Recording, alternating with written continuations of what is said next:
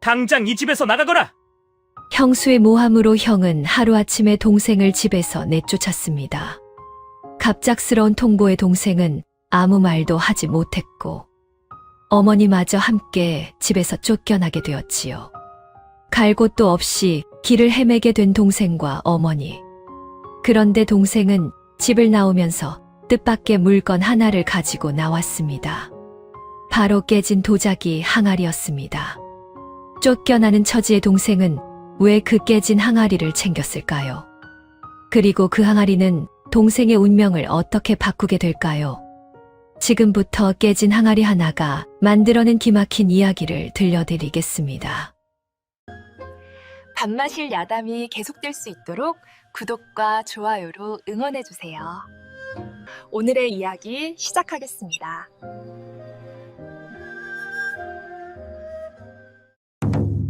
옛날 어느 고을에 재산이 제법 많은 부잣집이 있었습니다.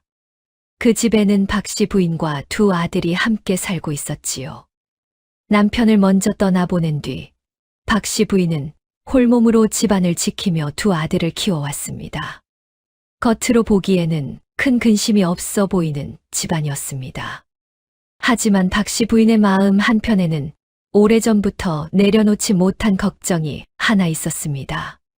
바로 큰아들 윤석 때문이었지요. 윤석은 얼굴도 잘생겼고 말재주도 좋았습니다.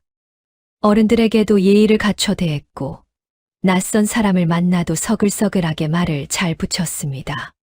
그런 모습 때문에 마을 사람들 눈에는 박씨 부인이 믿고 의지할 만한 큰아들처럼 보였지요. 윤석은 겉으로 보이는 것과 달리 마음이 쉽게 들뜨는 사람이었습니다. 스스로 깊이 생각하기보다 그때그때 분위기에 휩쓸릴 때가 많았지요. 누가 조금만 추켜 세우면 금세 어깨가 올라갔고 그럴듯한 말을 들으면 바로 믿어버리곤 했습니다. 말은 늘 앞섰지만 정작 책임을 져야 할 일이 생기면 한 걸음 물러서는 때도 많았습니다. 윤석은 과거 시험을 준비해야 한다며 늘 글 공부를 했습니다. 방 안에 책을 펼쳐놓고 앉아 먹을 갈고 붓을 잡는 모습만 보면 제법 열심히 하는 것처럼 보였지요. 하지만 그뿐이었습니다. 윤석은 글을 읽는가 싶다가도 어느새 창밖을 바라보았고 붓을 들고 앉아서도 한참 동안 빈종이만 내려다보는 일이 많았습니다. 겉으로는 공부를 하는 듯 했지만 정작 마음은 늘 다른 곳에 가 있었지요. 집안일을 도우라 하면 윤석은 늘 같은 말을 했습니다. 어머니, 소자가 장차 과거에 급제해야 집안을 빛내지 않겠습니까? 이런 일에 시간을 빼앗기면 어찌 큰일을 하겠습니까? 말만 들으면 틀린 소리는 아니었습니다. 박씨 부인도 처음에는 그 말을 믿어주고 싶었습니다. 장남이 과거의 뜻을 두고 있다니 어미로서 기대가 없을 수는 없었지요. 늦게라도 마음을 다잡고 공부에 힘쓰면 언젠가는 집안에 좋은 일이 생길지도 모른다고 생각했습니다. 하지만 해가 바뀌어도 달라지는 것은 없었습니다.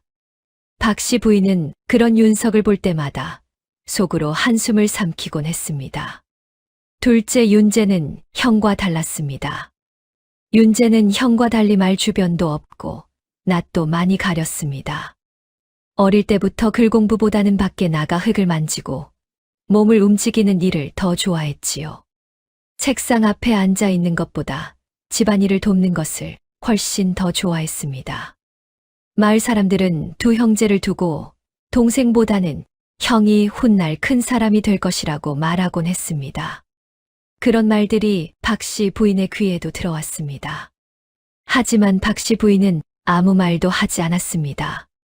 겉으로는 윤석이 더 나아 보일지 몰라도 집안에서 제 몫을 다하는 아들이 누구인지는 박씨 부인이 누구보다 잘 알고 있었기 때문입니다. 윤재는 착하고 성실했습니다. 새벽이면 누구보다 먼저 일어나 마당을 쓸고 장작을 패며 하루를 시작했습니다. 어머니 방이 차가울까 싶어 아궁이에 불을 지피는 일도 늘 윤재가 먼저 챙겼지요. 아침이 되면 윤재는 곧장 논밭으로 나갔습니다. 논에 물이 제대로 들어오는지 살피고 밭에 손볼 곳은 없는지 둘러보았습니다. 비가 많이 온 뒤에는 무너진 곳이 없는지 확인했고, 가뭄이 들 때면 물을 끌어올 방법을 찾느라 종일 바쁘게 움직였지요. 해가 저물어도 윤재의 일은 끝나지 않았습니다. 집으로 돌아오면 곳간을 정리하고 곡식이 상하지 않도록 관리도 꼼꼼히 했습니다. 누가 시키지 않아도 해야 할 일을 찾아 했고, 힘든 내색을 하는 법도 거의 없었습니다. 언제나 맡은 일은 묵묵히 해내는 아들이었습니다. 손은 늘 거칠었고 옷자락에는 항상 흙먼지가 묻어 있었지만 박 씨 부인의 눈에는 그런 윤재가 누구보다 믿음직해 보였습니다. 박 씨 부인이 몸이 좋지 않은 날에도 윤석은 글 공부를 해야 한다는 핑계로 방에서 좀처럼 나오지 않았습니다. 어머니의 안부를 살피고 곁을 챙기는 일은 늘 윤재의 몫이었지요. 박 씨 부인은 두 아들을 바라볼 때마다 마음이 복잡했습니다. 어느 아들이 더 낫다고 입 밖에 낼 수는 없었습니다. 어미 된 마음에 어찌 한 자식을 더 마음에 둔다고 말할 수 있겠습니까? 다만 말없이 제 몫을 해내는 윤재에게 자꾸만 눈길이 가는 것은 어쩔 수 없었지요. 어느 날 저녁이었습니다.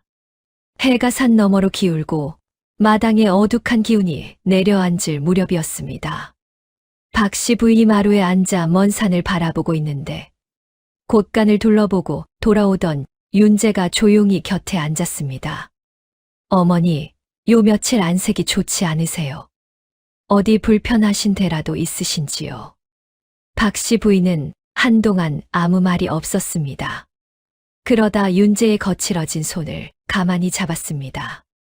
내 몸이 불편한 것은 아니다.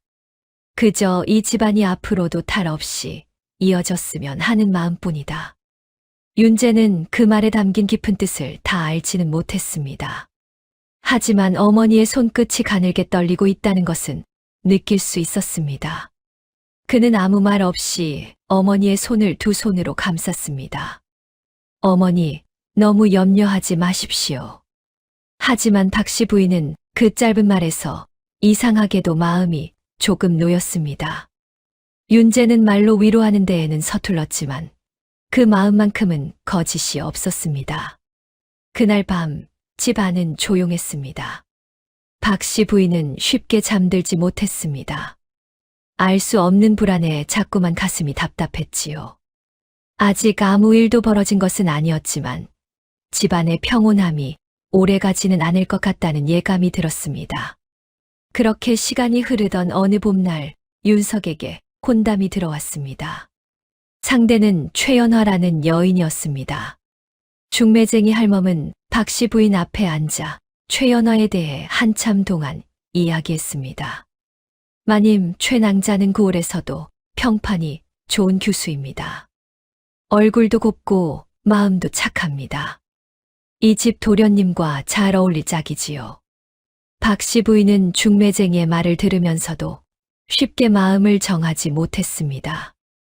말만 듣고 사람을 판단할 수는 없었기 때문입니다.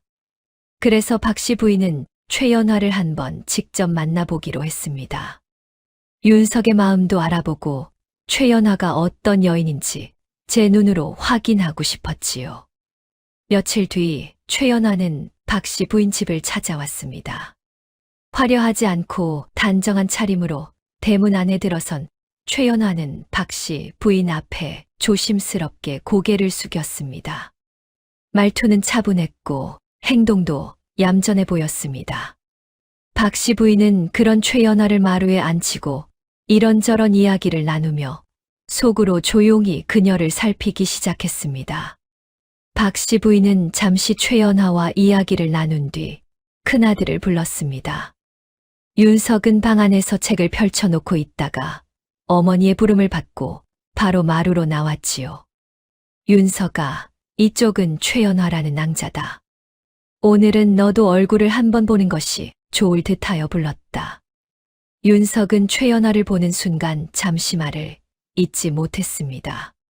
화려하게 꾸민 모습은 아니었지만 단정한 차림에 차분히 앉아있는 모습만으로도 눈길이 가는 여인이었지요. 최연화는 윤석을 향해 살며시 고개를 숙였습니다. 처음 뵙겠습니다, 도련님. 목소리도 나긋나긋했습니다. 윤석은 괜히 헛기침을 하며 자세를 바로잡았습니다. 예, 반갑소. 박씨 부인은 두 사람의 얼굴을 번갈아 보았습니다. 윤석의 표정이 평소와 다르다는 것을 금세 알아차렸지요. 잠시 뒤 두 사람이 따로 이야기를 나눌 수 있도록 자리를 비켜주었습니다. 마루 끝에 마주 앉은 두 사람 사이에는 처음엔 어색한 침묵이 흘렀습니다. 하지만 최연화가 먼저 부드러운 말투로 말을 꺼냈습니다. 도련님께서 과거 공부를 하고 계신다고 들었습니다. 큰 뜻을 품고 계신 분이라 하시던데요. 그 말에 윤석의 얼굴이 조금 밝아졌습니다. 아직 부족한 것이 많소. 그저 공부를 놓지 않으려 애쓰고 있을 뿐이요. 그렇게 말씀하시니 더 겸손해 보이십니다. 큰 일을 하실 분들은 원래 스스로를 쉽게 내세우지 않는다고 하지 않습니까? 최연화는 윤석의 마음을 띄워주는 말을 자연스럽게 건넸습니다. 윤석은 처음에는 멋쩍게 웃었지만 속으로는 기분이 좋았습니다.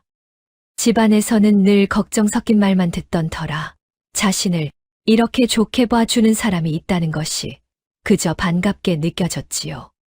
그날 이후 두 사람은 몇 차례 더 만나게 되었습니다. 박씨 부인도 당장 혼인을 서두르지는 않았습니다. 사람을 한두 번 보고 알 수 없으니 조금 더 지켜보려 했지요. 하지만 윤석은 만남이 이어질수록 최연화에게 점점 더 마음이 기울었습니다.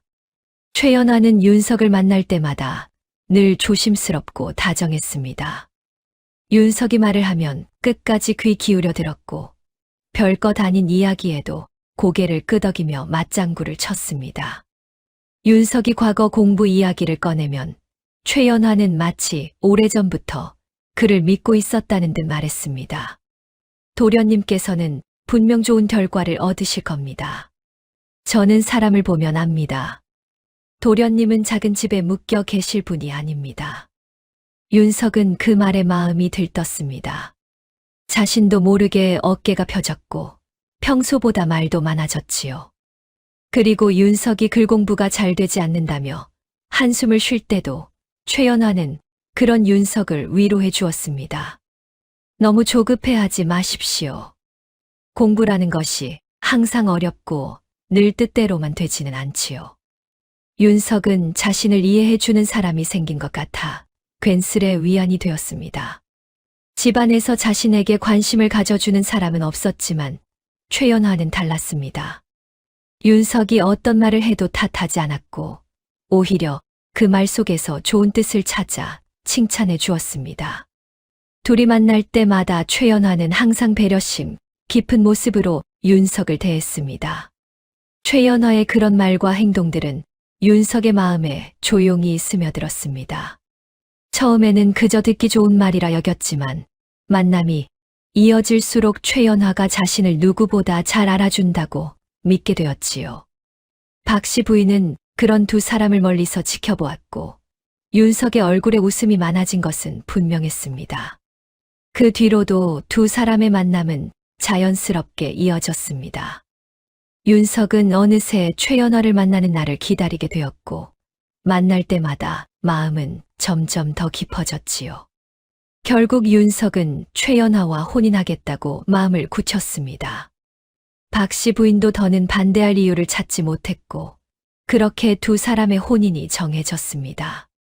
혼인날 집안 마당에는 작은 잔치가 벌어졌습니다. 고을 사람 몇이 모여 술잔을 나누었고 박씨 부인은 새 며느리의 손을 잡고 오래 바라보았습니다. 처음에는 그저 며느리가 집안에 잘 들어와 한 가족으로 어울려 살기를 바랐습니다. 집안에 새 식구가 생겼으니 이제 조금은 마음을 놓을 수 있지 않을까 생각했던 것이지요. 하지만 최연화가 이 집에 들어온 데에는 따로 꿍꿍이가 있었습니다. 장터에서 크게 장사를 하던 박행수는 오래전부터 박씨 부인 집안의 재산을 눈여겨보고 있었습니다. 게다가 큰아들 윤석이 남의 말에 쉽게 흔들리는 사람이라는 것도 이미 알고 있었지요.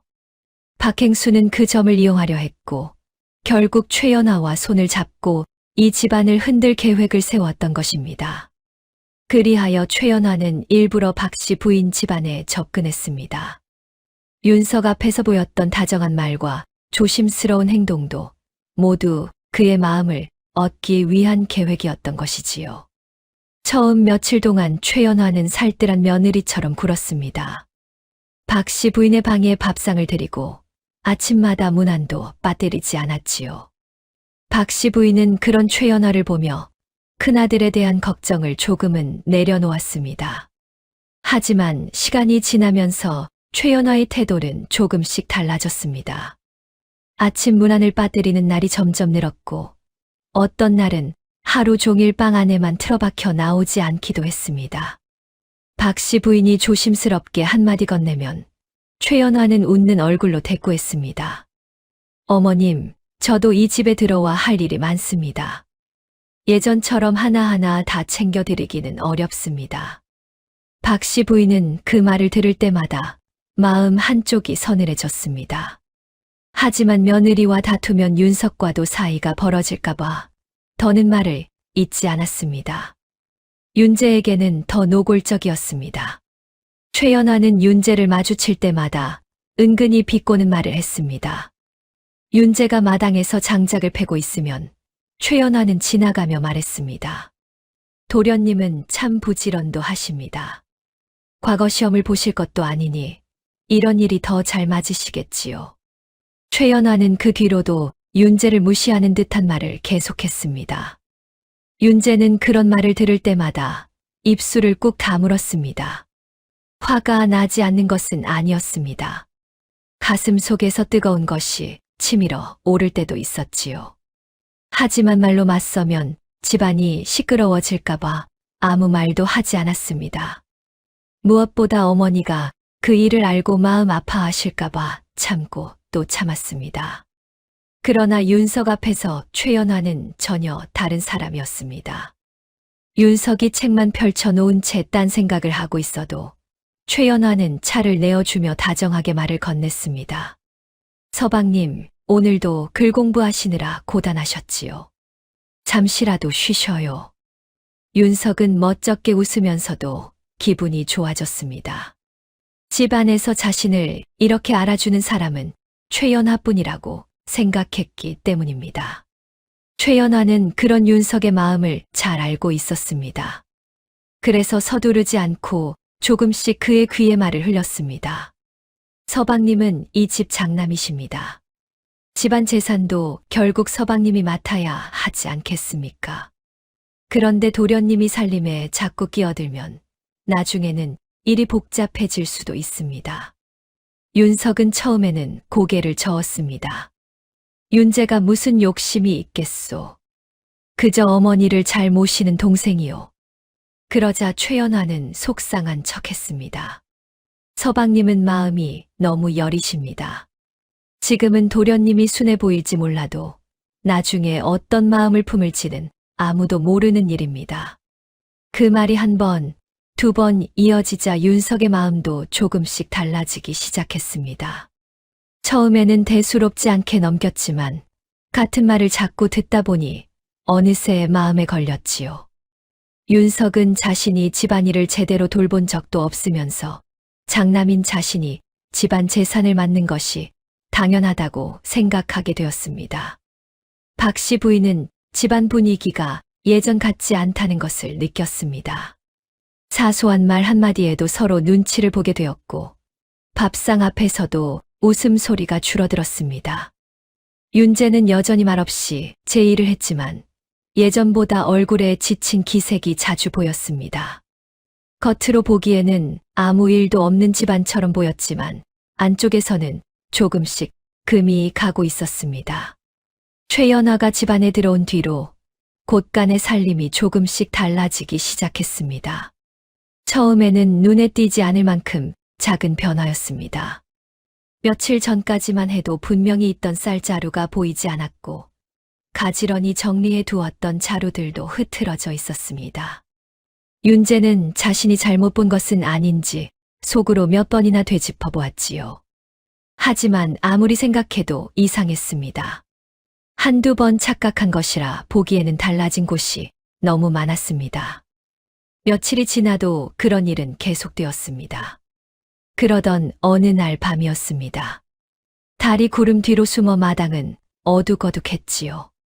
잠을 이루지 못하고 뒤척이던 그때 윤재는 뒷마당 쪽에서 낮은 말소리를 들었습니다. 평소 같았으면 바람 소리로 넘겼을지도 모릅니다. 하지만 며칠째 곳간의 일을 이상하게 여기던 터라 윤재는 조용히 몸을 일으켰습니다. 그는 소리 나지 않게 방문을 열고 뒷마당으로 나갔습니다. 담장 모퉁이에 몸을 숨긴 채 조심스럽게 고개를 내밀었을 때 윤재는 숨이 멎는 듯 했습니다. 최연화가 낯선 사내 둘과 마주서서 낮은 목소리로 이야기를 나누고 있었습니다. 그들 옆에는 쌀자루와 곡식 자루가 몇 개 놓여 있었지요. 그때 구름 사이로 잠시 달빛이 비치면서 최연화의 얼굴이 또렷하게 드러났습니다. 낮에 형 앞에서 보이던 부드러운 모습은 온데간데 없었고 말투와 눈빛은 차가워 보였지요. 윤재는 잠시 그 자리에 굳어 있었습니다. 하지만 곧 담장 모퉁이에서 나와 또렷하게 말했습니다. 형수님, 지금 무엇을 하시는 겁니까? 저 곡식은 우리 집 곳간에 있던 것 아닙니까? 최연화의 얼굴이 순간 굳었습니다. 사내들도 놀라 그 자리에 멈춰 섰지요. 잠시 어색한 침묵이 흘렀습니다. 하지만 최연화는 곧 아무 일도 아니라는 듯 표정을 바꾸었습니다. 그리고 차갑게 말했습니다. 도련님, 이 밤중에 여인의 뒤를 밟으신 겁니까? 윤재는 그 말에 잠시 당황했지만 물러서지 않았습니다. 뒤를 밟은 것이 아닙니다. 소리가 들려 나와 보았을 뿐입니다. 그런데 형수님께서 집안 곡식을 밖으로 빼돌리고 계셨던 거 아닌가요? 이 일은 형님께 말씀드리겠습니다. 그 말에 최연화의 눈빛이 더 차가워졌습니다. 그녀는 곁에 있던 사내들에게 슬쩍 눈짓을 보냈습니다. 그러자 사내들은 서둘러 어둠 속으로 사라졌지요. 최연화는 다시 윤재를 똑바로 바라보며 낮은 목소리로 말했습니다. 도련님, 말 조심하십시오. 윤재는 처음으로 형수 앞에서 물러서지 않았습니다. 그렇게 두 사람은 한동안 말을 주고받으며 맞섰습니다. 하지만 더는 일을 해결하지 못한 채 결국 각자의 방으로 돌아갔습니다. 밤이 깊어지고 최연화는 윤석의 방으로 들어갔습니다. 윤석은 오늘도 책을 펼쳐만 놓고 글을 읽고 있지는 않았습니다. 최연화가 눈물을 글썽이며 들어오자 윤석은 놀라 자리에서 일어났습니다. 부인, 무슨 일이요? 왜 이 밤중에 눈물을 흘리는 것이요? 최연화는 윤석에게 매달리듯 말했습니다. 서방님, 저는 이제 이 집에서 못 살겠습니다. 도련님이 밤중에 저를 따라다니더니 제가 집안 재산을 훔친다고 몰아세웠습니다. 윤석의 얼굴이 굳었습니다. 윤재가 그런 말을 했단 말이오. 최연화는 울음을 더 크게 터뜨렸습니다. 도련님은 겉으로는 순한 척하지만 속으로는 집안 재산을 탐내고 있습니다. 어머님께서도 늘 도련님 편만 드시니 저는 이 집에서 설 곳이 없습니다. 윤석은 아내가 자신을 속이고 있다는 생각을 하지 못했습니다. 오히려 윤재가 장남인 자신을 우습게 여기고 집안 살림을 자기 손에 쥐려 한다고 생각했습니다. 최연화의 눈물이 윤석의 마음에 불을 붙인 것이지요. 최연화는 마지막으로 못을 박았습니다. 서방님, 결정해 주세요. 도련님이 이 집을 나가시든지 아니면 제가 나가겠습니다. 저를 도둑으로 의심하는 사람과는 더는 한 집에서 살 수 없습니다. 그 말에 윤석의 분노가 터졌습니다. 그는 벌떡 일어나 책상을 거칠게 내리쳤습니다. 다음 날 아침, 하늘은 맑았지만 집안 마당에는 싸늘한 기운이 감돌았습니다. 아침부터 장작을 패고 있던 윤재는 영문도 모른 채 형의 부름을 받았습니다. 심상치 않은 기색의 박씨 부인도 놀라 마루 끝으로 나와 섰지요. 사랑채 앞에는 윤석이 굳은 얼굴로 서 있었고 그 옆에는 최연화가 눈물을 훔치는 척하며 고개를 숙이고 있었습니다. 윤석이 먼저 소리쳤습니다. 윤재야, 내가 감히 내 형수를 도둑으로 몰았느냐? 윤재는 당황해 고개를 들었습니다. 형님, 제가 몰아간 것이 아닙니다. 제가 직접 보았습니다. 밤중에 형수님께서 곡간곡식을 밖으로 빼돌리고 계셨습니다. 윤석은 더 크게 화를 냈습니다. 입 다물어라. 장남인 내가 있는데 내가 무슨 자격으로 집안 살림에 참견하느냐. 윤재는 말문이 막혔습니다. 하고 싶은 말은 많았습니다. 하지만 말도 꺼내기도 전에 형의 호통에 눌리고 말았습니다. 박씨 부인이 떨리는 목소리로 말했습니다. 윤석아, 윤재는 그런 아이가 아니다. 내가 무언가 잘못 알고 있는 것이다. 그러자 최연화가 기다렸다는 듯 눈물을 흘리며 말했습니다. 보십시오, 서방님. 어머님께서도 또 도련님 편만 드십니다. 윤석은 어머니의 말마저 듣지 않았습니다. 이미 최연화의 말에 마음이 기운 뒤였습니다. 그는 윤재를 향해 손가락질하며 소리쳤습니다. 더는 못 참겠다. 오늘 당장 이 집에서 나가거라. 윤재는 멍하니 형을 바라보았습니다. 형님. 윤석은 차갑게 말했습니다. 나를 형이라 부르기 전에 내가 한 짓을 돌아보거라. 형수를 모함하고 집안을 시끄럽게 만든 놈을 어찌 한 집에 두겠느냐. 박씨 부인이 다시 말했습니다. 그럼 윤재가 어디로 간단 말이냐. 이 아이가 평생 이 집안일을 도맡아 하지 않았느냐. 윤석은 얼굴을 굳히고 대답했습니다. 어머니께서 그리 윤재가 걱정되시면 함께 나가십시오.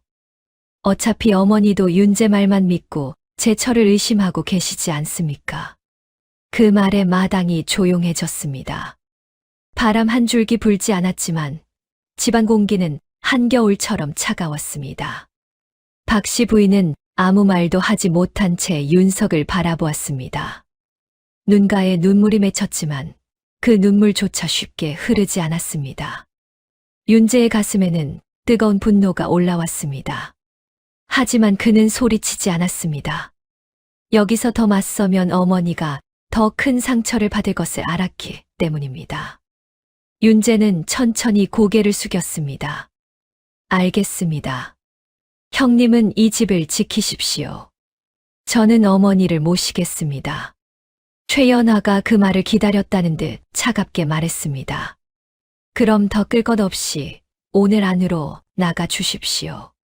괜히 서로 불편한 꼴을 오래 볼 필요는 없지 않습니까? 그러고는 윤석과 최연화가 먼저 방으로 들어가 버렸습니다.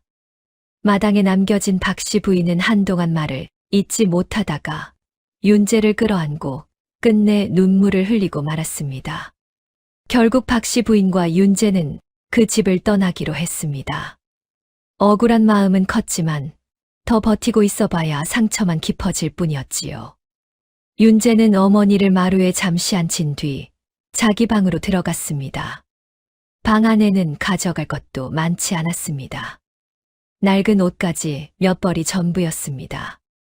그때 선반 위에 놓인 작은 도자기 항아리 하나가 윤재의 눈에 들어왔습니다. 오래되어 낡은 데다 한쪽이 깨져 있는 항아리였지요. 하지만 윤재에게는 쉽게 버릴 수 없는 물건이었습니다. 아버지가 살아생전 윤재의 방에 들어올 때마다 그 항아리를 바라보며 말하곤 했습니다. 윤재야, 겉으로는 깨진 것처럼 보여도 그 안에 귀한 것을 품고 있는 것이 있다. 사람도 물건도 겉모습만 보고 함부로 판단해서는 안 되는 법이다.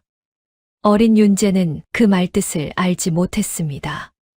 다만 아버지가 그 항아리를 볼 때마다 오래 바라보았다는 것, 가끔 손수 먼지를 닦아 주었다는 것만 기억하고 있었지요. 윤재는 어릴 적 아버지와의 추억이 담긴 물건을 그냥 두고 갈 수 없었습니다.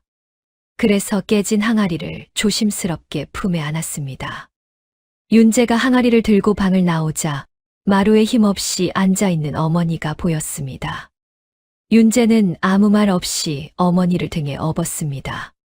한쪽 품에는 짐을 안고 다른 한쪽에는 깨진 항아리를 조심스럽게 들었지요. 그렇게 두 사람은 조용히 집을 나섰습니다. 대문을 나서는 순간 윤재의 등 위에서 박씨 부인의 눈물이 소리 없이 흘러내렸습니다. 차마 아들에게 보이고 싶지 않은 눈물이었지요. 뒤에서는 대문이 닫히는 소리가 들렸습니다.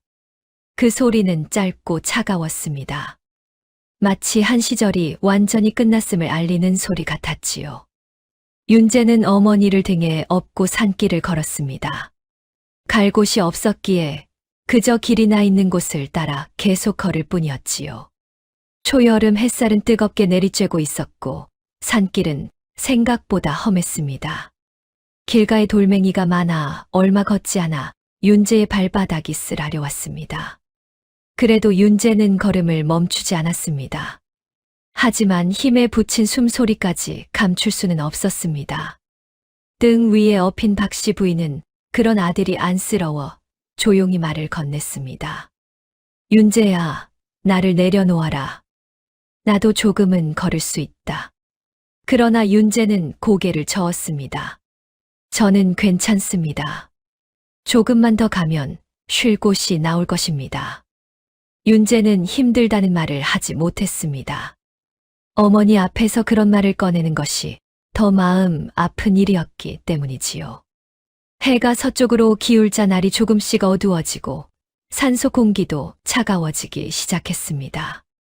이대로 계속 걷다가는 밤을 보낼 곳조차 찾지 못할 것 같아 윤재의 마음은 점점 조급해졌습니다. 그러던 중 골짜기 안쪽에 작은 초가집 한 채가 보였습니다.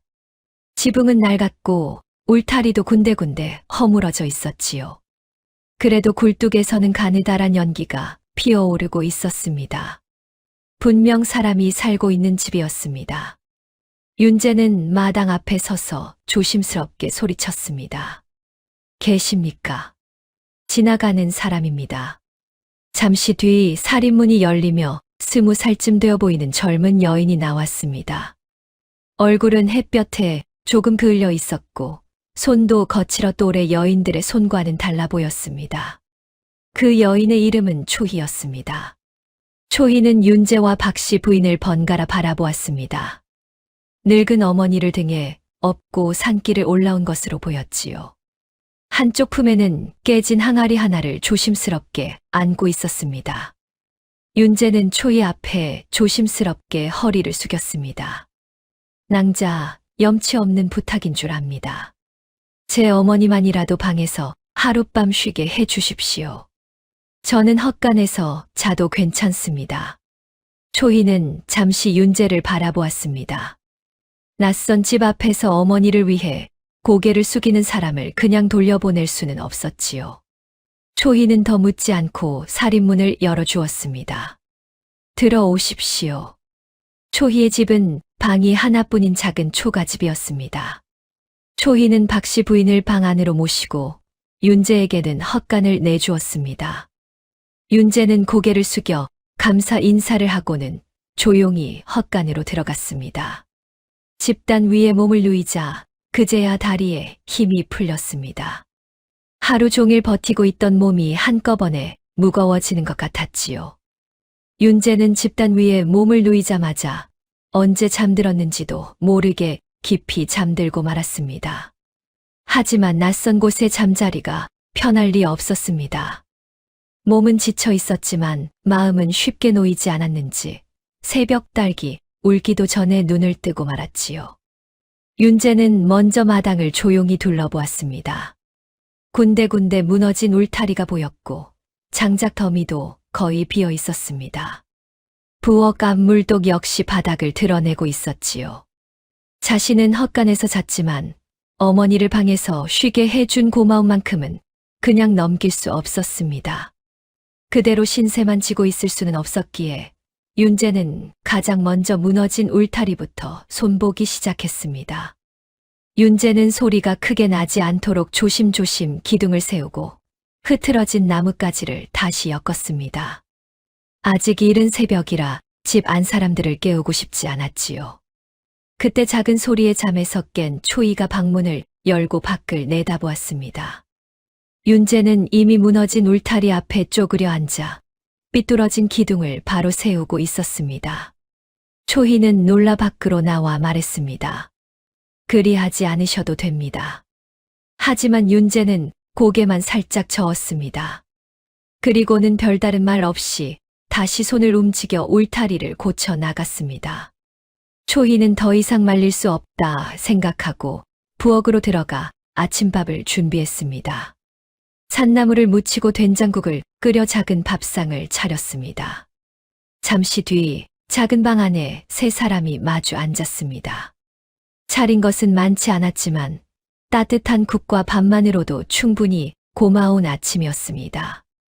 그렇게 세 사람은 조용히 아침을 먹었습니다. 처음에는 누구도 쉽게 말을 꺼내지 못했습니다. 초이도 두 사람이 어떤 사연으로 이곳까지 오게 되었는지 궁금했지만 먼저 캐묻지는 않았습니다. 밥을 거의 다 먹어갈 무렵 윤재가 조심스럽게 숟가락을 내려놓았습니다. 낭자, 어젯밤 은혜는 잊지 않겠습니다. 초희는 별일 아니라는 듯 고개를 저었습니다. 윤재는 잠시 망설이다가 어렵게 말을 이었습니다. 염치 없는 부탁인 줄 압니다. 하지만 저희가 지금 당장 갈 곳이 없습니다. 어머니 몸도 좋지 않으시니 며칠만 더 머물게 해 주실 수 있겠습니까? 박 씨 부인은 미안한 마음에 고개를 숙였습니다. 그리고 윤재가 얼른 말을 이었습니다. 그냥 머물지는 않겠습니다. 시키시는 일은 무엇이든 하겠습니다. 나무도 해오고 물도 길어 오겠습니다. 밭이 있으면 밭도 갈고 무너진 곳이 있으면 고치겠습니다.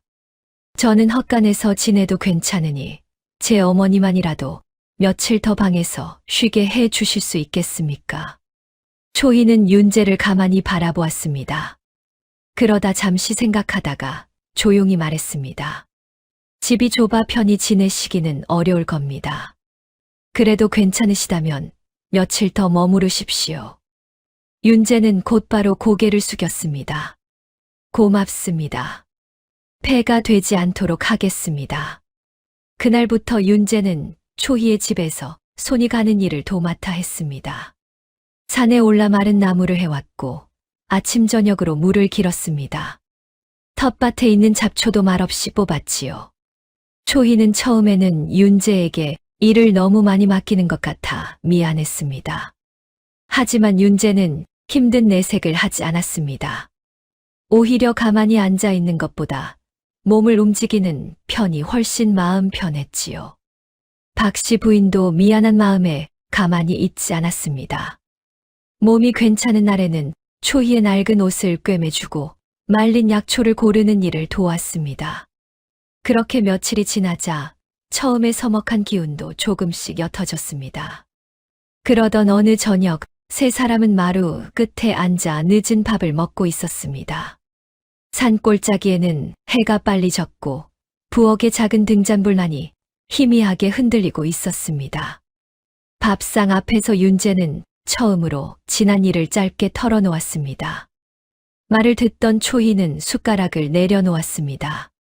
처음에는 조용히 듣고만 있었지만 이야기가 이어질수록 얼굴빛이 굳어졌지요. 초희는 이야기를 다 듣고 잠시 말을 잇지 못했습니다.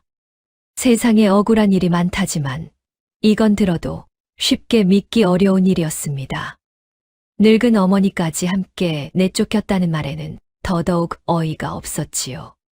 초희도 조심스럽게 자신의 사정을 꺼냈습니다. 그녀 역시 오래전부터 혼자나 다름없이 지내고 있었습니다. 어릴 때부터 약초꾼 할아버지 손에서 자랐지만 얼마 전 그 할아버지마저 세상을 떠난 뒤로는 이 산골짜기 초가집에 홀로 남게 되었지요. 지금은 할아버지가 가르쳐준 대로 산에서 약초를 캐고 그것을 말려 팔며 하루하루를 살아가고 있었습니다. 그렇게 서로의 사정을 듣고 나니 세 사람은 말하지 않아도 서로의 처지를 조금은 이해할 수 있었습니다. 누구 하나 마음 편히 살아온 사람은 없었고 저마다 기대고 싶은 외로움을 품고 있었지요. 그 뒤로 세 사람은 조금씩 서로에게 의지하며 하루하루를 보냈습니다. 초희는 박씨 부인을 살뜰히 챙겼고 윤재는 말없이 집안일을 도왔습니다. 박씨 부인도 미안한 마음에 작은 일이라도 거들며 그렇게 초희의 작은 초가집에도 차츰 사람 사는 온기가 돌기 시작했습니다. 그러던 어느 오후였습니다. 윤재는 마루 한쪽에 앉아 아버지의 항아리를 닦고 있었습니다. 집에서 나올 때 품에 안고 나온 뒤로 제대로 살펴보지 못했습니다. 행여 더 깨질까 싶어 천으로 조심스럽게 먼지를 닦아냈지요. 그러다 윤재는 항아리 안쪽에 무언가 들어있는 것을 느꼈습니다. 손을 넣어 꺼내 보려 했지만 항아리 입구가 좁아 쉽게 닿지 않았지요. 윤재는 조심스럽게 항아리를 뒤집었습니다. 그러자 안쪽에서 낡은 종이에 쌓인 작은 꾸러미 하나가 툭 떨어졌습니다. 윤재는 그 꾸러미를 집어들어 조심히 종이를 펼쳤지요. 그 안에는 작고 어두운 빛깔의 씨앗들이 들어 있었습니다. 분명 씨앗인 것은 알 수 있었지만 무엇의 씨앗인지는 알 수 없었습니다. 윤재는 한참 들여다보다가 씨앗을 손바닥 위에 올린 채 초희에게 보여주었습니다. 초희 낭자, 이것도 땅에 심으면 먹을 것이 납니까? 초희는 윤재의 손바닥을 들여다보다가 눈이 커졌습니다. 씨앗 하나를 집어 손가락 사이에 놓고 자세히 살펴보더니 놀라는 목소리로 말했습니다. 이건 곡식이 아닙니다. 약초 지치 씨앗입니다. 지치는 산삼에 버금가는 신비의 약초 또는 만병통치약으로 불릴 만큼 그 효능이 뛰어난 귀한 약재였습니다. 또한 보랏빛을 내는 고급 천연 염료의 재료이기도 했습니다. 하지만 아무 땅에서나 잘 자라는 풀은 아니었습니다. 키우기도 까다로워서 제대로 재배하는 법을 아는 사람이 많지 않았지요. 초희는 씨앗을 바라보며 말했습니다. 이걸 제대로 키울 수만 있다면 큰 돈이 될 수 있습니다. 하지만 방법을 모르면 씨앗만 버리게 될 수도 있습니다. 그때 방 안에서 두 사람의 말을 듣고 있던 박씨 부인이 조용히 품속에서 오래된 기름종이에 쌓인 문서 하나를 꺼냈습니다. 박씨 부인은 그것을 마루 위에 조심스럽게 펼쳤습니다. 종이는 누렇게 바랬지만 글씨는 아직 또렷하게 보였지요. 내 아버지가 살아있을 적에 내게 맡긴 것이다. 언젠가 이것을 알아볼 사람이 나타나면 그때 꺼내라 하셨지. 윤재와 초희는 문서를 들여다보았습니다. 거기에는 지치의 효능이며 재배하는 법이 자세히 적혀 있었습니다. 윤재 아버지는 살아생전 장사를 하며 어렵게 구한 지치 씨앗을 그냥 두지 않고 그 쓰임과 재배법까지 꼼꼼히 기록해 두었던 것입니다. 윤재는 문서를 바라보며 한참 동안 말을 잊지 못했습니다. 가슴 속에서 아버지와의 추억들이 천천히 올라오는 것 같았습니다. 비록 어머니와 함께 집에서 쫓겨났지만 윤재가 아버지의 깨진 항아리를 끝까지 품고 나온 덕분에 뜻밖의 씨앗을 찾을 수 있었습니다. 아무 쓸모 없어 보이던 깨진 항아리가 비로소 제 안에 품고 있던 귀한 것을 드러낸 순간이었지요. 그날 밤 달빛이 초가집 지붕 위로 조용히 내려앉았습니다. 아무것도 남지 않은 줄 알았던 윤재의 손에는 아버지가 남긴 씨앗과 살아갈 길이 남아 있었습니다. 그리고 그 작은 씨앗들이 앞으로 윤재와 박씨 부인의 삶을 바꾸게 될 줄은 그때까지만 해도 아무도 알지 못했습니다. 다음 날 아침 윤재와 초희는 이른 새벽부터 산으로 올랐습니다. 문서에 적힌 대로 지치가 자랄 만한 땅을 찾기 위해서였습니다.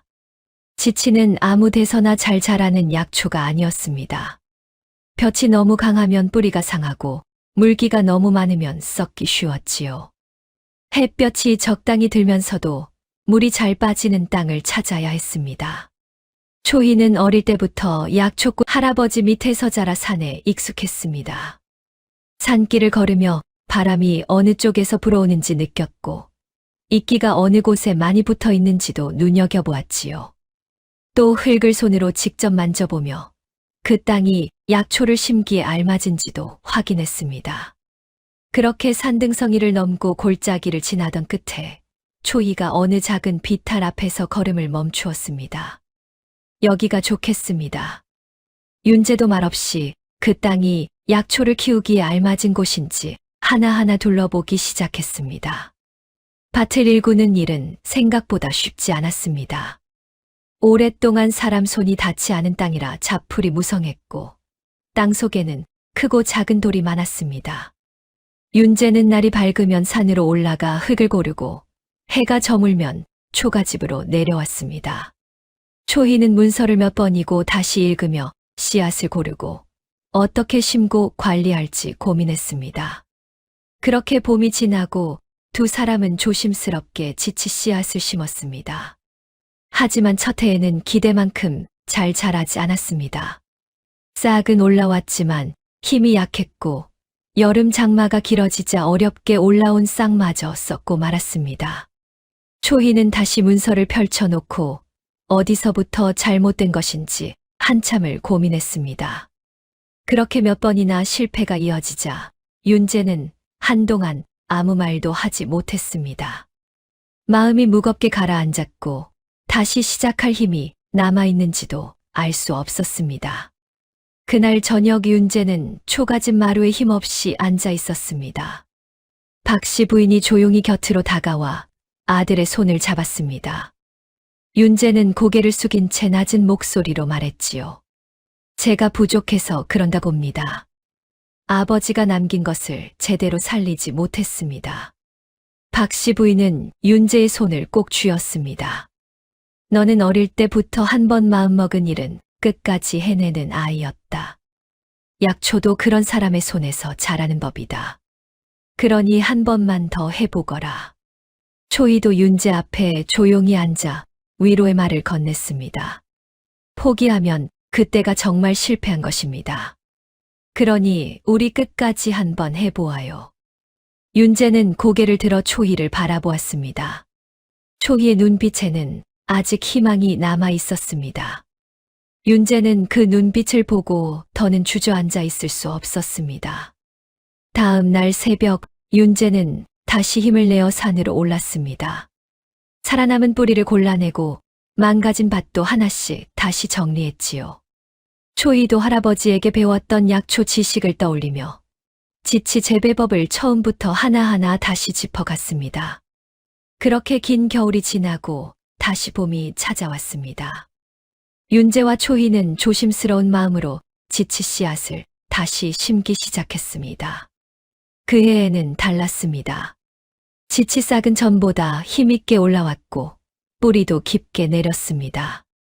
그동안 몇 번의 실패를 겪으며 땅을 고치고 물기를 손본 끝에 마침내 지치가 자랄 만한 밭이 만들어진 것이었지요.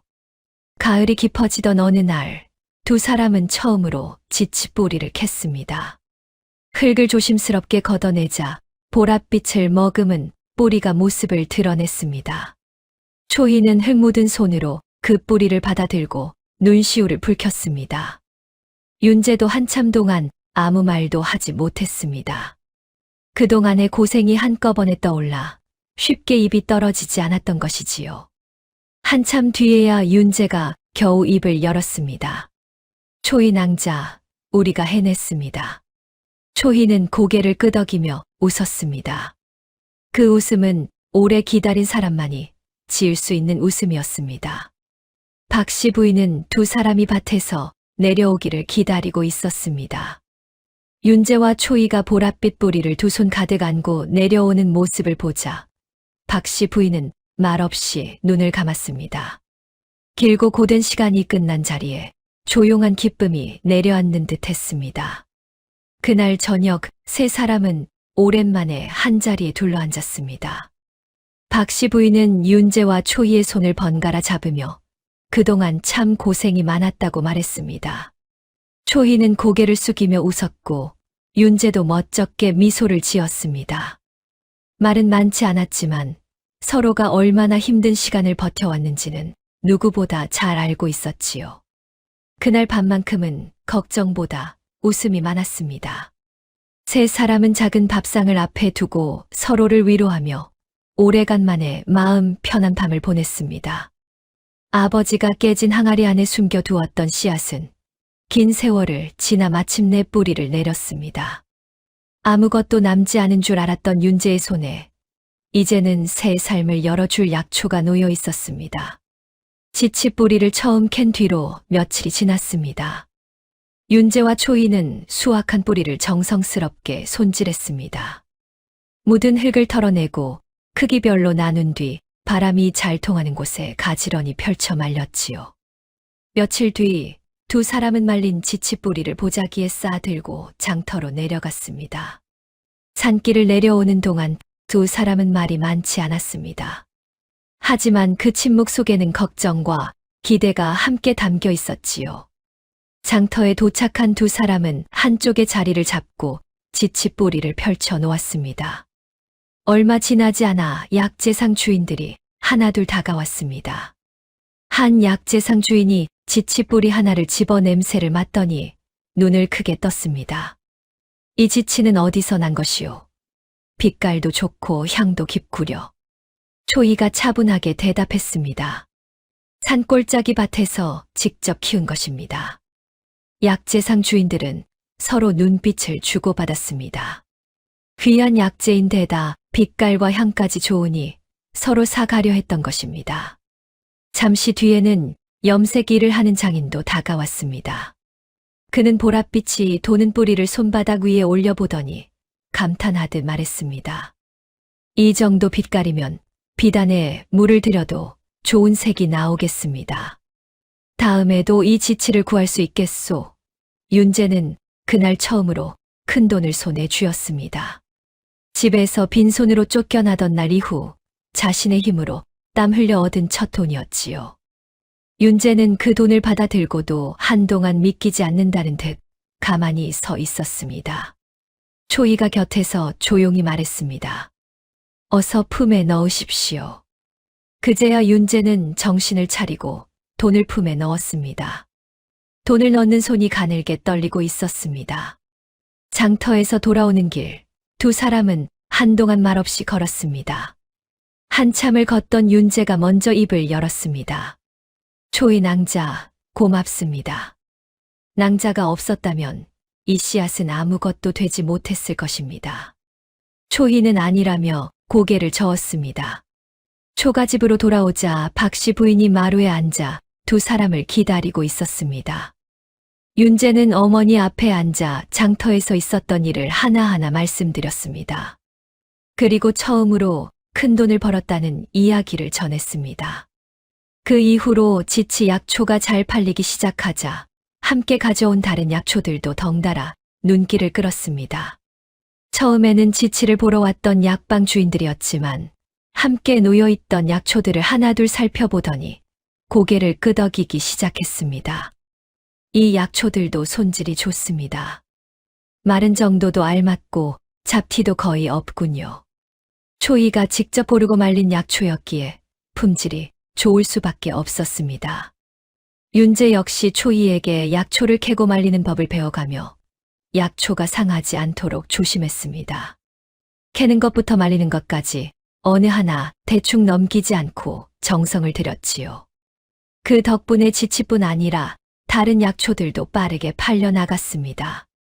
어떤 약방 주인은 그 자리에서 다시 찾아오겠다고 약속을 했고, 또 다른 약방 주인은 아예 꾸준히 거래를 하자고 말했습니다.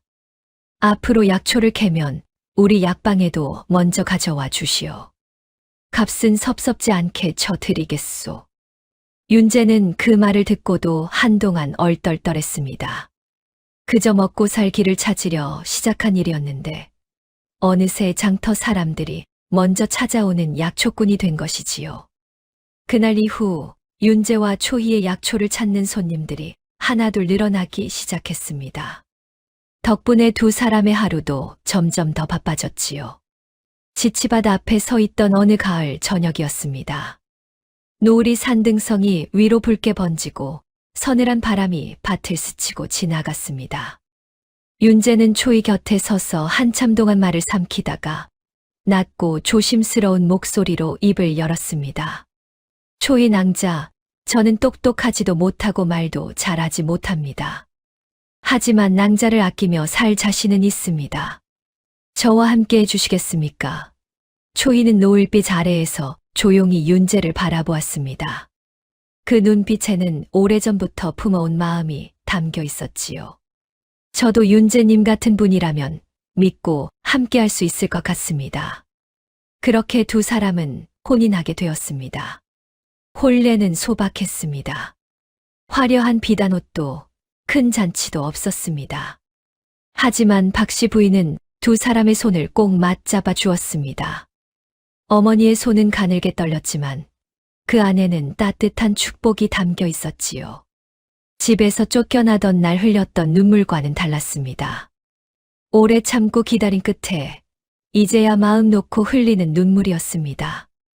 혼인한 뒤 윤재와 초이는 장터 한쪽에 작은 약재상을 열었습니다. 겉으로 보기에는 초라해 보일 만큼 작은 가게였지만 두 사람이 정성껏 손질한 약초를 찾는 손님들의 발길은 끊이지 않았지요. 약초를 고르고 손질하는 일은 주로 초이가 맡았습니다. 어떤 약초가 좋은지, 어떻게 말려야 하는지 잘 알고 있었기 때문입니다. 윤재는 그 곁에서 말없이 일을 도왔습니다.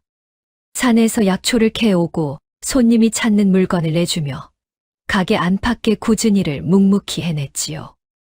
윤재와 초희의 약재상을 한번 찾은 손님들은 하나같이 입을 모아 말했습니다. 이 약재상의 약초 품질은 으뜸이야. 그 말이 장터를 돌고 고을 안으로 퍼져나갔습니다. 그렇게 윤재와 초희의 약재상은 조금씩 자리를 잡기 시작했습니다. 작은 좌판은 곧 작은 가게가 되었고 가게 앞에는 손님들이 줄을 서는 날도 생겼지요. 윤재는 가난한 환자가 찾아오면 약초를 조금 더 쥐어주기도 하고 돈을 덜 받기도 했습니다. 초희는 그런 윤재를 나무라지 않았습니다. 오히려 말없이 약초를 조금 더 챙겨 주었습니다. 두 사람 모두 가난이 어떤 것인지, 막막한 처지가 어떤 것인지 잘 알고 있었기 때문입니다. 약재상이 잘 되면서 살림도 조금씩 나아졌습니다. 예전에 지내던 초가집은 방이 하나뿐이라 세 사람이 함께 지내기에는 불편한 점이 많았지요. 그래서 윤재와 초희는 방이 두 칸 있는 작은 초가집으로 옮기게 되었습니다. 박씨 부인은 마루에 앉아 마당을 바라보는 시간이 많아졌습니다. 이른 아침 산으로 올라가는 윤재의 뒷모습을 보고 약초를 다듬는 며느리의 손길을 바라보며 박씨 부인은 가끔 혼잣말처럼 중얼거렸습니다. 여보, 우리 윤재가 이렇게 잘 살고 있으니 하늘에서도 잘 지켜봐 줘요. 그 말은 바람을 따라 조용히 흘러갔습니다. 마당의 약초 향이 골짜기 아래로 퍼져나가듯 박씨 부인의 마음도 하늘 어딘가로 닿는 듯 했습니다. 마루 한쪽에는 여전히 한쪽이 깨진 도자기 항아리가 놓여 있었습니다. 그 안에 있던 씨앗은 이미 땅속에 들어가 뿌리가 되었지만 항아리는 그대로 그 자리를 지키고 있었습니다. 윤재는 가끔 그 항아리 앞에 멈춰 서서 한참 바라보곤 했습니다. 그럴 때면 아버지의 목소리가 다시 들리는 것 같았지요. 윤재와 초희의 약재상이 잘 된다는 소문이 고을에 퍼져나가던 무렵이었습니다. 그런데 그 소문은 마침내 욕심 많은 누군가의 귀에까지 들어가고 말았지요. 한편 큰아들 윤석이 살던 기와집은 조용히 무너지고 있었습니다. 최연화는 혼인한 뒤에도 박행수와 몰래 연락을 주고받으며 집안 재산을 조금씩 빼돌렸습니다. 처음에는 곡식 몇 자루였습니다. 하지만 나중에는 논밭 문서까지 박행수의 손에 넘어가고 말았지요. 윤석이 이상하게 여기려 할 때마다 최연화는 어김없이 눈물을 글썽였습니다. 서방님은 아직도 저를 믿지 못하십니까? 박행수 어른이 재산을 크게 불려주신다고 하지 않았습니까? 윤석은 그 말에 또 넘어갔습니다. 아내가 눈물을 보이면 의심하던 마음도 금세 약해졌지요. 장사도 살림도 제대로 모르는 사람이었기에 재산이 조금씩 사라지고 있다는 것도 끝까지 알아차리지 못했습니다. 그는 여전히 책만 펼쳐놓고 과거 시험은커녕 집안이 무너지는 것도 막지 못했습니다. 결국 윤석이 정신을 차렸을 때는 이미 늦은 뒤였습니다. 논반 문서는 박행수의 손에 넘어가 있었고 기와집마저 빚 대신 넘겨야 하는 처지가 되고 말았습니다. 윤석은 그제야 최연화에게 따져 물었지만 최연화는 조금도 미안해하지 않았습니다. 서방님께서 직접 믿고 맡기신 일 아닙니까? 이제 와서 저를 탓하셔도 소용없습니다. 그 말만 남긴 채 최연화는 짐을 챙겨 집을 나섰습니다. 윤석이 뒤에서 소리쳐 불렀지만 최연화는 한 번도 돌아보지 않았지요. 며칠 뒤 박행수의 사람들이 기와집으로 들이닥쳤습니다. 이미 문서가 넘어갔으니 이 집은 더는 윤석의 것이 아니라는 것이었습니다. 윤석은 끝까지 버티려 했지만 제 손으로 넘긴 문서 앞에서는 아무 말도 할 수 없었습니다. 그렇게 윤석은 자신이 그토록 차지하려 했던 집에서 결국 쫓겨나고 말았습니다. 어머니와 윤재를 내쫓던 그 마당을 이번에는 자신이 빈손으로 걸어 나오게 된 것이지요. 모든 것을 잃고 나서야 윤석은 자신이 얼마나 어리석었는지 깨달았습니다. 최연화의 말만 믿고 어머니와 윤재를 내쫓았던 일이 자꾸만 떠올랐지요. 그때마다 부끄러움과 후회가 밀려와 가슴이 무겁게 가라앉았습니다. 바로 그 무렵 장터에는 윤재와 초희의 약재상이 잘 된다는 소문이 널리 퍼져 있었고 윤석도 그 소문을 들었습니다. 박행수와 최연화도 그 소문을 듣고 약재상에 눈독을 들이기 시작했습니다. 윤재 그 어수룩한 놈이 약재상을 한다면 뒤에서 도와주는 사람이 있을 것이다. 그 약재상만 손에 넣으면 또 큰 돈이 되겠구나. 최연화도 웃으며 말했습니다. 그 집에서 쫓겨난 도련님이 약재상까지 차렸다니 우습지 않습니까? 이번에는 그 약재상도 쉽게 빼앗을 수 있을 것 같습니다. 두 사람은 다시 계략을 꾸몄습니다. 박행수는 먼저 사람을 보내 윤재의 약재상에 약재를 많이 주문하게 했습니다. 그러고는 값은 나중에 치르겠다며 외상장부를 만들려 했지요. 또 한편으로는 질났고 썩은 약초를 몰래 약재상 창고에 넣어두고 나중에 윤재의 약재상이 사람을 속였다고 관아에 고발할 생각이었습니다. 어느 날 낯선 사내 하나가 약초 꾸러미를 들고 약재상 앞으로 찾아왔습니다. 그는 장터 사람들이 들으라는 듯 목소리를 높였습니다.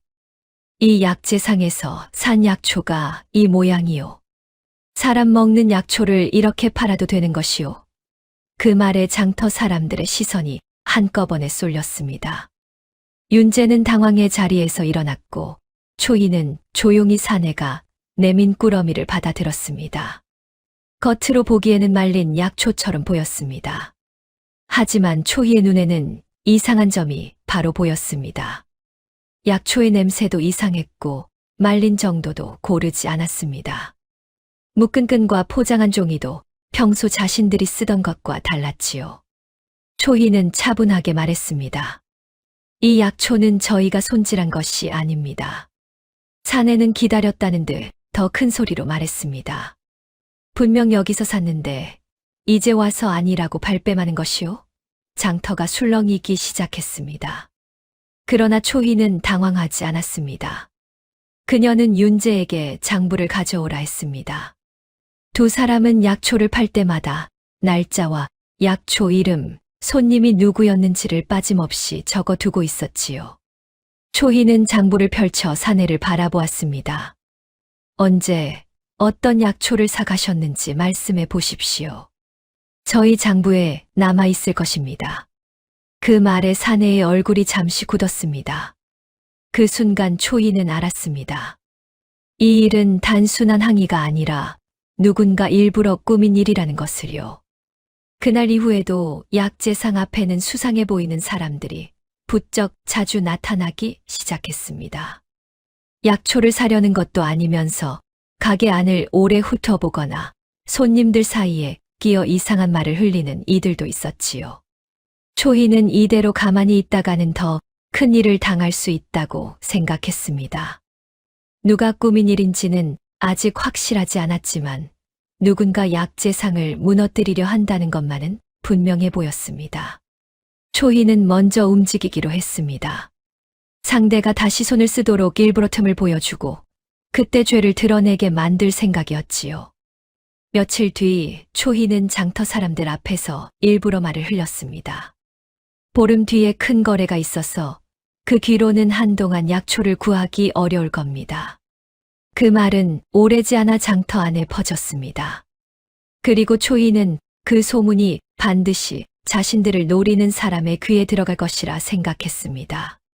그 소문은 곧 박행수의 귀에도 들어갔습니다. 박행수와 최연화는 그 말을 듣자마자 눈빛을 번뜩였습니다. 보름 뒤 큰 거래에 쓰일 약초를 빼앗으면 윤재와 초희의 약재상에 큰 타격을 줄 수 있다고 생각한 것이지요. 두 사람은 곧 그 약초를 가로챌 계획을 세우기 시작했습니다. 초희는 그 사이 평소 거래하던 거상에게 도움을 청했습니다. 거상은 윤재와 초희의 약재상을 믿고 아끼던 사람이었기에 기꺼이 힘을 보태주었지요. 초희는 거상을 통해 믿을 만한 사람들을 모았고 관아에도 조심스럽게 사정을 알렸습니다. 마침내 보름날 밤이 되었습니다. 달이 크고 밝은 밤이었지만 창고 뒤편에는 깊은 그늘이 내려앉아 있었습니다. 얼마 지나지 않아 낯선 사내둘이 담장을 넘어 창고 안으로 숨어들었습니다. 그들은 초희가 일부러 놓아둔 약초 꾸러미를 찾아 등에지고 대신 썩은 약초와 가짜 약초를 창고 안에 숨겨두었습니다. 창고 밖에 숨어있던 윤재는 당장이라도 뛰쳐나가고 싶었습니다. 하지만 미리 세워둔 계획이 있었기에 이를 악물고 참았습니다. 지금 나서면 진짜 배후를 잡을 수 없다는 것을 알고 있었지요. 잠시 뒤 사내들은 꾸러미를 짊어진 채 담장을 넘어 어둠 속으로 사라졌습니다. 그때부터 관아의 군졸들과 거상이 데려온 장정들이 조용히 뒤를 따랐습니다. 발소리가 들리지 않도록 거리를 두고 사내들이 눈치채지 못하게 조심스럽게 따라갔지요. 사내들이 향한 곳은 장터 뒤편의 낡은 창고였습니다. 그곳은 박행수가 몰래 물건을 쌓아 두던 곳이었습니다. 창고 안에는 박행수와 최연화가 이미 기다리고 있었습니다. 사내들이 꾸러미를 내려놓자 박행수가 성급하게 다가왔습니다. 잘 가져왔느냐? 이걸 빼앗겼으니 윤재놈의 약재상도 이제 끝이다. 최연화도 차갑게 웃으며 말했습니다. 내일 아침이면 썩은 약초가 그 창고에서 나올 테니 사람들은 모두 그 약재상을 손가락질 하겠지요. 바로 그 순간 밖에서 군졸들이 문을 밀고 들어왔습니다. 거상이 데려온 장정들도 뒤따라 창고 입구를 막았습니다. 박행수와 최연화는 그 자리에서 얼굴이 하얗게 질렸습니다. 도망치려 해도 이미 늦은 뒤였습니다. 현장에서 붙잡힌 박행수는 더는 발뺌할 수 없었습니다. 훔친 약초 꾸러미를 받으려던 자리였고 그 곁에는 최연화까지 함께 있었기 때문입니다. 결국 박행수와 최연화는 관아로 끌려가 조사를 받게 되었습니다. 사또는 군졸들에게 박행수의 집과 창고를 샅샅이 뒤지게 했습니다. 그러자 그곳에서는 비밀 장부와 서찰들이 쏟아져 나왔지요. 그 안에는 윤재와 초희의 약재상을 모함하려던 계획뿐 아니라 그동안 박행수가 저지른 여러 악행들이 적혀 있었습니다. 또한 최연화와 주고받은 서찰도 함께 발견되었습니다. 최연화는 끝까지 모른 척하려 했지만 서찰과 장부 앞에서는 더는 버틸 수 없었습니다. 박행수 역시 마찬가지였습니다. 모든 증거가 눈앞에 놓였으니 아무리 변명해도 소용이 없었지요. 결국 박행수와 최연화의 죄는 모두 밝혀졌습니다. 박행수는 벌을 받고 장터에서 쫓겨났으며 최연화도 그토록 탐내던 재산을 모두 잃고 비참한 처지가 되었습니다. 다만 안타깝게도 박행수가 빼앗아 간 윤석의 재산은 이미 여기저기 팔려나간 뒤였습니다. 논밭도 기와집도 곳간의 살림도 온전히 되찾기는 어려웠지요. 일이 어느 정도 마무리된 뒤였습니다. 장터를 떠돌던 윤석이 조용히 윤재와 박씨 부인 앞에 모습을 드러냈습니다. 예전처럼 의젓한 척하는 모습은 없었습니다. 옷차림은 초라했고 얼굴에는 깊은 후회가 어려 있었습니다. 윤석은 두 사람 앞에 무릎을 꿇었습니다. 어머니, 윤재야. 내가 잘못했다. 박씨 부인과 윤재는 한동안 아무 말도 하지 못했습니다. 미워하고 원망했던 마음이 없는 것은 아니었습니다. 하지만 모든 것을 잃고 무릎을 꿇은 윤석을 보고 있자니 차마 모질게만 대할 수는 없었습니다. 원망보다 안타까움이 먼저 밀려왔던 것이지요. 윤재는 오래 침묵하다가 조용히 말했습니다. 형님을 바로 용서할 수는 없습니다. 저희 일을 도우며 살아가십시오. 윤석은 고개를 숙였습니다. 그리하겠다. 무슨 일이든 시켜만 다오. 박씨 부인의 눈가에도 눈물이 고였습니다. 큰아들이 뒤늦게라도 돌아온 것이 미웠으면서도 한편으로는 다행스러웠던 것이지요. 그날 이후 윤석의 손에는 책 대신 호미 한 자루가 들렸습니다. 윤석은 윤재를 따라 산에 올라 약초를 캐기 시작했습니다. 그러나 평생 책만 펼쳐놓고 앉아있던 윤석에게 산일은 쉬운 일이 아니었습니다. 흘길을 조금만 걸어도 숨이 찼고 약초와 잡초를 구별하는 것도 서툴렀습니다. 호미질을 하다 손바닥이 까지기도 했지요. 어느 날 산에서 내려온 윤석은 마루에 털썩 앉아 숨을 골랐습니다. 그러다 마루 한쪽에 놓인 깨진 항아리를 보고 물었습니다. 그런데 저 깨진 항아리는 아직도 왜 가지고 있는 것이냐? 그 말에 윤재와 초희, 박씨 부인이 동시에 항아리를 바라보았습니다. 세 사람은 잠시 서로를 보더니 웃으며 말했습니다. 우리의 보물 항아리니까요. 윤석은 어리둥절한 얼굴로 항아리를 바라보았습니다. 겉으로 보기에는 그저 한쪽이 깨진 낡은 항아리였지만 그 항아리가 윤재와 초희의 삶을 바꾸어 놓은 물건이라는 것을 그는 아직 다 알지 못했습니다. 시간이 지나면서 윤재는 형이 약초를 캐는 일에는 영 소질이 없다는 것을 알았습니다. 산길을 오르는 것도 힘들어했고 약초를 구별하는 일도 쉽게 익히지 못했지요. 하지만 윤석에게도 잘하는 일이 있었습니다. 바로 사람을 대하는 일이었습니다. 그래서 윤재는 형에게 약초를 캐는 일 대신 약재상 일을 맡겼습니다. 윤석은 낯선 사람에게도 자연스럽게 말을 붙였습니다. 처음 온 손님에게 서글서글하게 다가갔고 약초를 고르러 온 사람들에게도 친절하게 설명해 주었지요. 예전에는 그 말재주가 허세처럼 보일 때가 많았습니다. 하지만 이제는 달랐습니다. 윤석의 말솜씨는 약재상을 찾은 손님들의 마음을 편하게 해주는 좋은 재주가 되었습니다. 윤재는 그런 형을 보며 조용히 말했습니다. 형님은 산보다 장터가 더 맞는 것 같습니다. 앞으로는 약초 캐는 일보다 가게에서 손님을 맞아 주십시오. 윤석은 머쓱하게 웃었습니다. 그게 내가 할 수 있는 일이라면 성심껏 해보마. 그 뒤로 윤석은 약재상 일을 맡아 돕기 시작했습니다. 윤재와 초희가 좋은 약초를 고르고 손질하면 윤석은 손님들에게 약초를 설명하고 팔았습니다. 세 사람이 각자 잘할 수 있는 일을 맡아 정성을 다하니 약재상은 더 잘 될 수밖에 없었지요. 비록 예전에 살던 기와집과 재산은 잃었지만 박씨 부인은 이제야 가족이 다시 한자리에 모였다는 것을 느꼈습니다. 큰 재산보다 더 귀한 가족의 행복을 얻게 된 셈이었지요. 깨진 항아리가 품고 있던 씨앗처럼 사람도 겉모습만으로는 알 수 없습니다. 화려하고 번듯해 보이는 것이 반드시 귀한 것은 아니며 낡고 부족해 보이는 것 안에도 뜻밖의 보물이 숨어 있을 수 있습니다. 결국 윤재를 살린 것은 깨진 항아리 하나가 아니었습니다. 남들이 하찮게 여기는 것을 함부로 버리지 않는 마음, 부모의 뜻을 소중히 여기는 마음, 그리고 끝까지 포기하지 않는 성실함이 윤재를 살린 것이었습니다. 오늘 이야기는 여기까지입니다.